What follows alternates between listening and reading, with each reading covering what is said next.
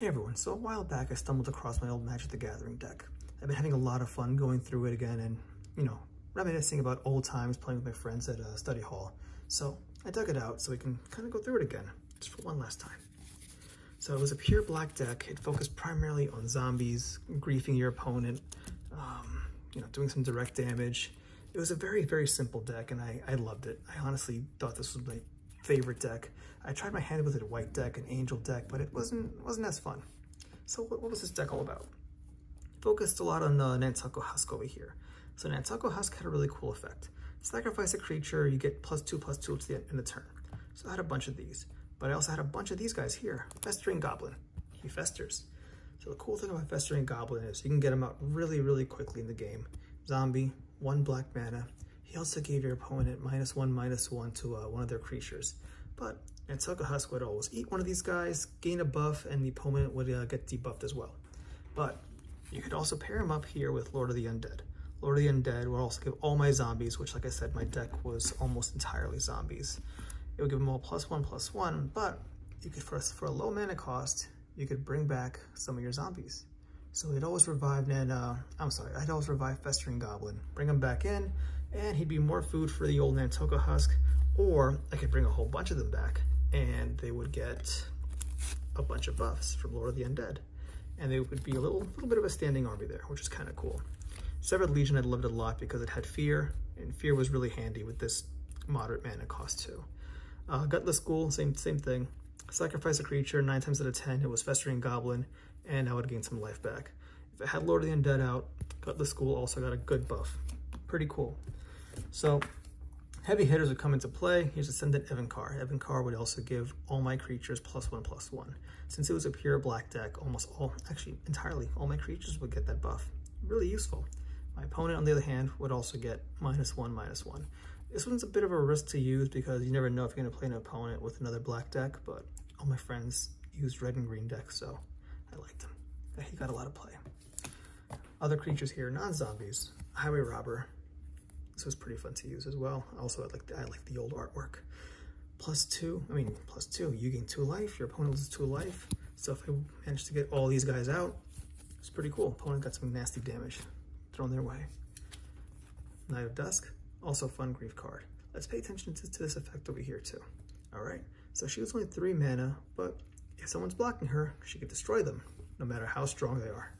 Very useful. We'll come back to that shortly. Nightmare I use a lot for the late game. So given his mana cost, mostly he would have a +6/+6.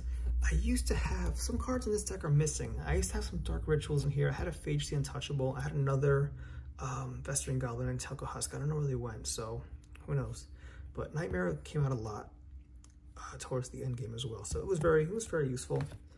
Hypnotic Spectre, we'll come back to him soon, but when he did damage, the opponent discarded a card at random. Okay, so now I paired that up with this guy, Beacon of Unrest. So if the opponent had a card I wanted, I would take a gamble, knock one of the random cards out, go to their graveyard, and I would get something cool into my control. Pretty handy, pretty high mana cost, but still, it was very useful. This card came in clutch many times. All right, where else are we here? So let's go to the sorceries right quick. I use these a lot too, Consume Spirit. So if I had enough mana to get out my Nightmare, at least 6 mana, I would use this a lot too. So this was great for more direct damage as well. I loved using these too. It would really, really piss off my opponent. Next up, we have Cruel Edict. Cruel Edict was simple. Target opponent sacrifices a creature, so I just knock a creature out. It was really rough for my opponent if they had one really powerful creature out, so yeah, winning by default is still winning. This one was really useful. Grave Peril, same thing. Non-black creature comes into play, sacrifice Grave Peril. If you do, destroy that creature. So this was also risky. If my opponent was playing a black deck, this card was pretty useless. So, but it still came in handy a bunch of times. Way more times than not, came in very, very handy. Oh yeah, so more sorceries here. What am I doing? Let's see, Soul Feast. Same thing, direct damage and life gain. If I managed to get all 3 of these cards out in one game, my opponent would lose 12 life, which was huge. Pair this up with the Consume Spirit, I could win without really using any monsters. So, handy card. Also cool artwork. Let's go into the instance here. Oh, look at this. Skirkritch Exumer. He was hiding somewhere. Same thing as well. Another zombie. He's pretty weak, but his effect as well. Discard a card, put one 1/1 Festering Goblin token into play. Also would get in that buff from the Lord of the Undead, but also I love the -1/-1. I would definitely combo that, knock out some of my opponent's monsters. Terror, simple. It's just, you know, get rid of their monster, get rid of their creature. Cool card, really cool artwork. It's an older one, of course. I think this is core set 10. Grim Harvest, same thing. Return target creature card from your graveyard to your hand. So Festering Goblin usually would come right back. And I'd also get this card back as well too. This is a good boomerang card. Grim Harvest came in really, really handy. All right, so nearing the end of the deck here, Contaminated Bond. So enchant creature, whenever the creature attacks or blocks, controller loses 3 life. Another card that pissed everybody off. And also, if they choose to block, they lose a life. But I'd also use her as well too. So I'd knock the creature out. So handy card, nice little combo. But the cool thing is here, the loss of life is it's actually pretty big too. For only 2 mana, you grab a creature, not too bad. All right, Pooling Venom as well. This card came out very early on in the game. It was devastating. Whenever enchanted land becomes tapped, its controller loses 2 life, or you just outright destroy their land. If someone was landlocked very early on, this was great because every single time they tapped, they lose 2 life. And if you get 2 of them out, which I have many times in the past, oh, it was great. Imagine losing 4 life per turn, like right in the beginning. Awesome. Last but not least, Underworld Dreams. Very cheap card for an awesome effect. Whenever they draw a card, it deals 1 damage.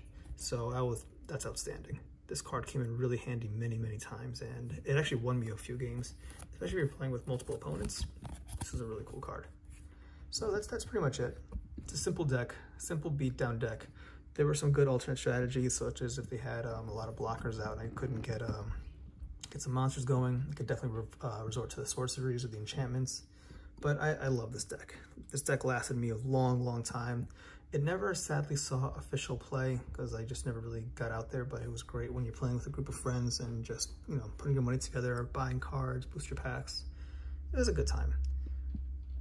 I really wish I could try this deck out nowadays, but I'm so far removed from the game that I don't know if this deck is even anywhere near tournament legal or anywhere near, like, you know, Friday Night Magic. I don't know if it's still a thing anymore.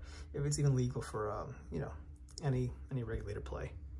But that's pretty much it, guys. What do you think? Let me know in the comments down below what you think of my almost 20-year-old Magic deck.